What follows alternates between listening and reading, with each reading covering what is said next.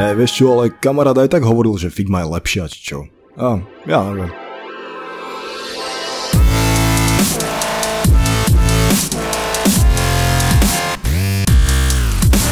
Čauky, moje meno je Roman a v tomto kurze sa zahráme na trendy startupistov. Priemyselné odvetvie, ktoré budeme totálne skrz disruptovať, je vyučovanie práce v Sketchi. Ako správni piráti zo Silicon Valley musíme začať tým, že budeme nespokojní so súčasným stavom a potom samých seba presvedčiť o tom, že my to predsa zvládneme lepšie, alebo čo. A každopádne teraz vážne, v tomto kurze sa naučíme pracovať so Sketchom. A teda dúfam, že sa naučíme aj pár ďalších vecí okolo toho. Celý tento balík videí by mal byť taký trochu dizajnový teleshopping, kde za cenu jedného posilovacieho stroja na brucho dostaneš 6. A k tomu uterák s vyšitým logom.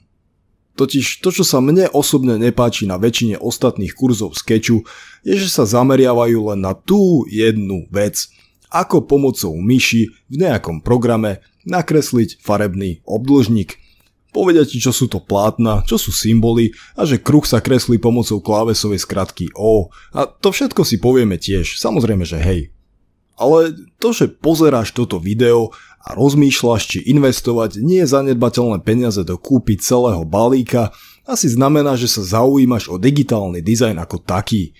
Možno chceš konečne switchnúť preč od Photoshopu, možno študuješ interakčný dizajn, alebo si sa zle preklikol v Google a hľadáš SketchUp, čo je program na tvorbu 3D grafiky, v tom prípade ti nepomôžem, sorry.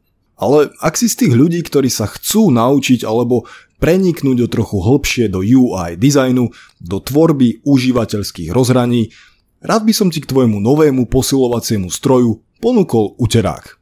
Takže v tomto kurze sa naučíme pracovať v Sketchi, ale popri tom si prejdeme aj nejaké veci z praxe. Ako fungujú dizajnéri v rámci tímov, aké sú tvoje možné kariérne zamerania, aké nástroje budeš používať spolu so Sketchom, čo všetko treba vedieť, aby si zohnal dobrý job.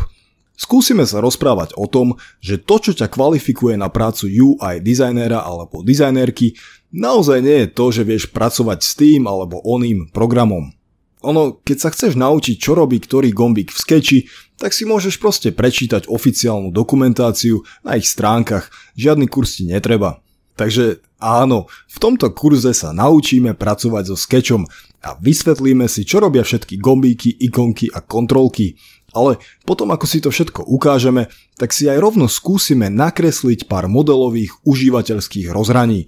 Môžeš kresliť spolu so mnou, nemusíš, ale viac ako opisovanie nejakej aplikácie, toto tu celé by malo byť skôr takým praktickým kurzom UI dizajnu. A ešte posledná poznámka na záver, ktorou si prihrávam na ďalšie video. Sketch, Figma, Adobe Experience Designer alebo InVision Studio, všetky nástroje na tvorbu užívateľských rozhraní fungujú veľmi podobne. Základné princípy, ktoré si tu opíšeme, by ti teda mali pomôcť aj v prípade, že práve Sketch nechceš alebo nemôžeš používať. Takže poďme to vykopnúť tým, že si zodpovieme bájnu otázku, ktorou sa zaoberajú týmy expertov po celom svete.